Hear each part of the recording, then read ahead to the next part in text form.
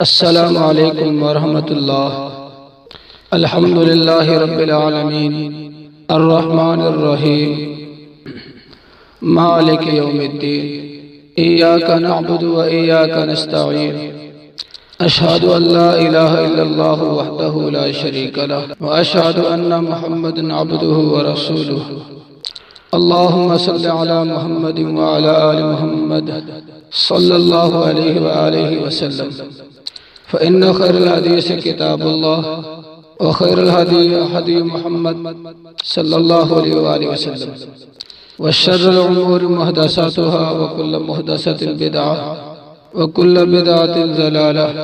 أما بعد فأعوذ بالله العظيم وبيده الكريم وسلطانه القديم من الشيطان الرجيم وإلهكم إله واحد لا الہ الا هو الرحمن الرحیم۔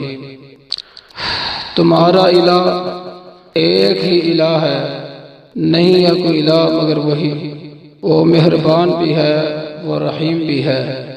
سورۃ البقرہ آیت 163۔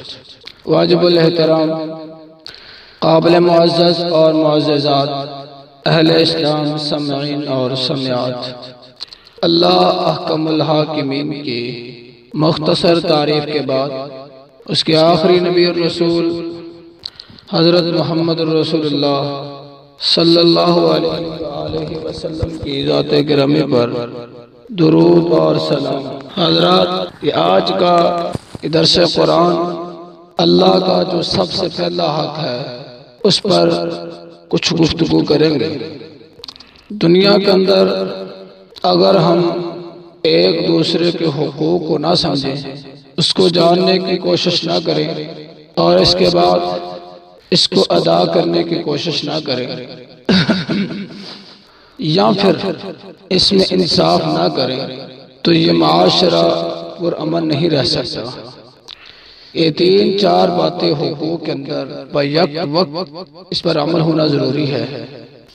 حقوق کو جانا جائے، حقوق کو سمجھا جائے، حقوق کو ادا کیا جائے اور حقوق میں انصاف کیا جائے، وگرنہ جس رشتے کے حقوق نہ سمجھے جائے، نہ ادا کیے جائے، نہ جانا جائے، نہ اس میں انصاف کیا جائے تو وہ رشتہ تباہ ہو جاتا ہے، وہ رشتہ روحانی ہو یا جسمانی۔ اسی بات کو مد نظر رکھتے ہوئے آج کا یہ درس آپ کی خدمت میں پیش کیا جا رہا ہے۔ حضرات، جو ہمارا ایک ہی الہ ہے، جس کے علاوہ کوئی اور الہ بھی نہیں، اور اس کی صفت یہ ہے کہ وہ رحمان اور رحیم ہے، تو اس کا ہم پر کیا حق ہے؟ ویسے تو بہت زیادہ حقوق ہیں، لیکن ہم آج کے مختصر وقت کے اندر اس کا جو ہم پر سب سے پہلا حق ہے اس پر بات کریں گے۔ اللہ کا ہم پر جو سب سے پہلا حق ہے وہ ہے عبادت۔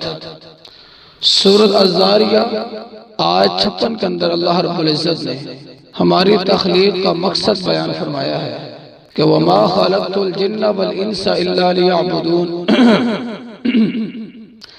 کہ میں نے جنوں اور انسانوں کو پیدا نہیں کیا مگر اس لیے کہ اس کی عبادت کی جائے۔ تو گویا کہ ہماری تخلیق کا مقصد ہی عبادت ہے۔ اس لحاظ میں نے یہ بات عرض کی ہے کہ اللہ کا ہم پر جو سب سے پہلا حق یہ ہے کہ اس کی عبادت کریں، اور اللہ کے نبی محمد صلی اللہ علیہ وآلہ وسلم کا فرمان گرامی بھی موجود ہے۔ کتاب الجہاد جو صحیح بخاری کی ہے، باب الاسم الفرس والحمار کے اندر اللہ کے نبی صلی اللہ علیہ وسلم کی ایک حدیث مبارکہ ہے جس کا نمبر 2856 ہے۔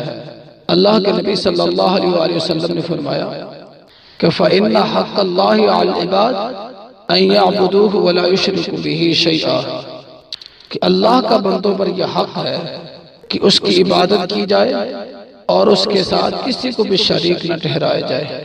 تو اس لحاظ میں ہم پر یہ حق ہے اور یہ پہلا حق ہے۔ اب سوال یہ ہے کہ ٹھیک ہے، یہ تو بات ہمیں سمجھ آ گئی کہ اللہ کا ہم پر سب سے پہلا حق اس کی عبادت ہے۔ اب عبادت ہے کیا؟ تو سورۃ انعام آیت 162 کے مطابق ہر قول اور افعال یعنی ہر اقوال و افعال جو اللہ کے لیے ادا ہوں اس کو عبادت کہتے ہیں۔ فرمانے گرامی ہے ان صلاتی و نسخی و محیای و مماتی للہ رب العالمین۔ اللہ رب العزت فرماتے ہیں اے نبی آپ نے یہ بات کہیں کہ میری نماز، میری قربانی، میری زندگی اور میری موت اللہ کے لیے ہے، تو اس لحاظ میں ہمیں ہر قول ہر فعل اللہ کے لیے ادا کرنا چاہیے۔ اور نبی صلی اللہ علیہ وسلم کی حدیث مبارکہ ہے صحیح البخاری کتاب الرقاق باب التواضع کے اندر، جس کا نمبر 6502 ہے، اللہ کے نبی صلی اللہ علیہ وسلم نے فرمایا وَمَا تَقَرَّبَ إِلَيَّ عَبْدِي بِشَيْءٍ أَحَبَّ إِلَيَّ مِمَّا اسْتَرَضْتُهُ عَلَيْهِ۔ اللہ فرماتے ہیں میرا بندہ میرا قرب حاصل کسی بھی چیز کے ساتھ نہیں کر سکتا مگر وہ جو اس کو سب سے زیادہ وہ چیزیں پسند ہونی چاہیے اس میں سے جو میں نے اس پر فرض کی ہے، یعنی اللہ کے فرائض کو ادا کر کے اور ان سے محبت کر کے ہم اللہ کا قرب حاصل کر سکتے ہیں۔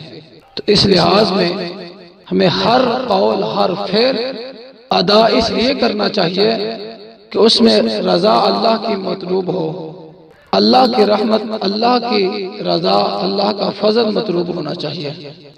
جی ٹھیک، یہ بات بھی سمجھ آ گئی۔ اب سوال یہ ہے کہ یہ عبادت کس طرح کرنی چاہیے؟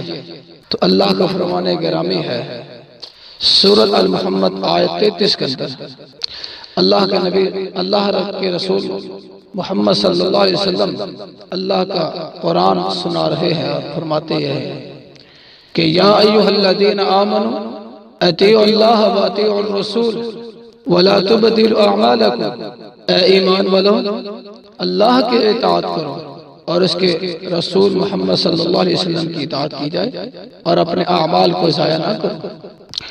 اب سوال یہ بنتا ہے کہ ٹھیک اللہ کی ہم اطاعت کریں گے، اللہ کے رسول کی اطاعت کریں گے، اعمال ضائع تاکہ نہ ہو سکے، لیکن اعمال کو ضائع ہونے سے بچا کیسے کر سکتے ہیں؟ تو اللہ کے نبی صلی اللہ علیہ وسلم کی حدیث مبارکہ ہے صحیح مسلم کتاب الاقضیہ باب النقض الاحکام الباطلہ، اس حدیث کا نمبر 1718 ہے۔ اللہ کے نبی صلی اللہ علیہ وسلم کا فرمان گرامی ہے من عمل عملا لیس علیہ امرنا فہو رد، کہ جس نے کوئی بھی ایسا عمل کیا جس پر ہمارا کوئی حکم نہیں تھا تو وہ عمل ضائع کر دیا جائے گا۔ یہاں یہ ایک بات سمجھ لیں کہ کوئی بھی عمل اتنی دیر تک قبول نہیں ہو سکتا جب تک اس عمل کے متعلق اللہ کا حکم نہ ہو یا اس کے نبی محمد صلی اللہ علیہ وسلم کا فعل موجود نہ ہو۔ ہر کسی کی بات کو سنا جائے، سمجھا جائے، تسلیم کیا جائے، لیکن عمل کرنے سے قبل یہ بات پہلے سوچ لینی ہے، تلاش کر لینی ہے، تحقیق کر لینی ہے کہ آیا کہ جس بات پر ہم عمل کرنے لگے ہیں کیا اس کے متعلق اللہ کا کوئی حکم موجود ہے یا اس کے نبی محمد صلی اللہ علیہ وسلم کا کوئی طریقہ موجود ہے؟ اگر ہے تو عمل خوشی سے کرو، وگرنہ اس عمل کو چھوڑ دیا جائے گا۔ ٹھیک یہ بات بھی سمجھ آ گئی کہ عبادت اس کے نبی صلی اللہ علیہ وسلم کے طریقے کے مطابق اور اللہ کے حکم کے مطابق کی جائے گی۔ تو کیا عبادت کے اندر اگر خوف یا طمع لالچ پیدا ہو جائے تو کیا کوئی حرج تو نہیں؟ تو حضرات اس میں کوئی پریشانی والی بات نہیں۔ عبادت کے اندر خوف پیدا ہو یا لالچ پیدا ہو جائے یا دونوں ہی چیزیں بیک وقت پیدا ہو جائے، کوئی حرج نہیں، عبادت کی جا سکتی ہے۔ بلکہ اللہ رب العزت نے مومنوں کی صفات بتاتے ہوئے سورۃ السجدہ آیت 16 کے مطابق ان کی صفت بیان فرمائی ہے کہ یدعون ربہم خوفا وطمعا، وہ اپنے رب کو پکارتے ہیں خوف پہ یا طمع کے لالچ کے اندر، اور یہی کیفیت ہمیں اس کے آخری نبی محمد صلی اللہ علیہ وسلم کی زندگی کے کردار کے اندر بھی ملتی ہے۔ ابو داؤد کتاب الصلاة باب تکفیر الصلاة حدیث کا نمبر 792 ہے۔ اللہ کے نبی صلی اللہ علیہ وسلم دعا کرتے ہیں اور فرماتے کیا ہے؟ اسأل اللہ الجنت واعوذ بہ من النار، میں اللہ سے اللہ کی جنت کا سوال کرتا ہوں اور اس کی آگ سے پناہ مانگتا ہوں۔ تو آگ کا خوف ہے اور جنت کی لالچ ہے، جنت کا سوال بھی ہے، اس لیے عبادت میں لالچ بھی پیدا ہو سکتا ہے، خوف بھی پیدا ہو سکتا ہے۔ اور ویسے بھی اگر دیکھا جائے تو یہ دو ہی تو چیزیں ہیں جو انسان کو عبادت کرواتی ہیں۔ جس انسان کے اندر نہ جنت کی طلب رہے نہ جہنم کا خوف رہے، وہ کبھی بھی شخص عبادت پر قائم نہیں رہ سکتا۔ اب سوال یہ بنتا ہے کہ عبادت کو ہمیں کس خشوع اور خضوع کے ساتھ کرنی چاہیے؟ تو عبادت احسان کیا ہے؟ عبادت کے اندر جو احسان ہے وہ اس احسان کی ڈیفینیشن مختلف ہے، کیفیت مختلف ہے۔ ہمارے ہاں احسان کی تعریف اور ہوتی ہے اور عبادت کے اندر جو احسان ہے اس کی تعریف اور ہے۔ اللہ کے نبی صلی اللہ علیہ وسلم پر قرآن نازل ہوتا ہے اور سورہ الشعراء آیت 219 کے مطابق اللہ فرماتے ہیں الذی یراک حین تقوم وتقلبک فی الساجدین، اللہ کی یہ صفت ہے کہ جب تم کھڑے ہوتے ہو وہ تمہیں دیکھتا ہے، اور جب تم سجدے میں کے اندر پھرتے ہو الٹ پلٹ ہوتے ہو وہ وہ کیا کرتا ہے، وہ تمہیں دیکھ رہا ہے، ہر حال کے اندر دیکھ رہا ہے۔ اور نبی صلی اللہ علیہ وسلم کی حدیث مبارکہ بھی ہے، صحیح البخاری کتاب الایمان باب السوال جبرائیل النبی، باب السوال جبرائیل النبی صلی اللہ علیہ وسلم، جس حدیث کا نمبر 50 ہے۔ اللہ کے نبی صلی اللہ علیہ وسلم فرماتے ہیں کہ الاحسان ان تعبد اللہ کأنک تراہ فإن لم تکن تراہ فإنہ یراک، کہ عبادت کے اندر احسان یہ ہے کہ تم عبادت اس طرح کرو کہ گویا کہ تم اللہ کو دیکھ رہے ہو، اگرچہ آپ اللہ کو نہیں دیکھ رہے لیکن بے شک وہ تو تمہیں دیکھ رہا ہے نا۔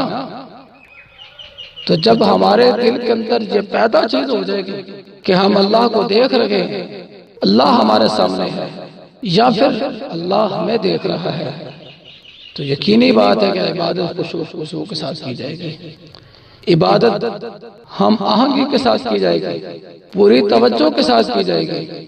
اس لحاظ میں اللہ کا یہ جو ہم پر سب سے پہلا حق اس کی عبادت ہے، اس کو اس طرح کیا جائے، اور امید ہے کہ یہ آج کا درس آپ کے لیے باعث سے فائدہ مند قابل مفید ہوگا، اور جو اس میں ہم نے سن کر آپ نے سنا میں نے سنایا ہم سب نے اس پر جو محنت کی ہے، اللہ اس کو اپنے بارگاہ میں قبول و منظور فرمائے، اور یہ پیغام سب پہنچایا جائے تاکہ لوگ اس بات سے آگاہ ہو جائیں کہ ہم پر اللہ کا جو سب سے پہلا حق وہ کیا ہے اور اس کو ادا کیسے کرنا ہے۔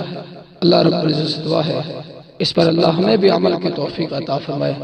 وآخر دعوانا الحمدللہ رب العالمین۔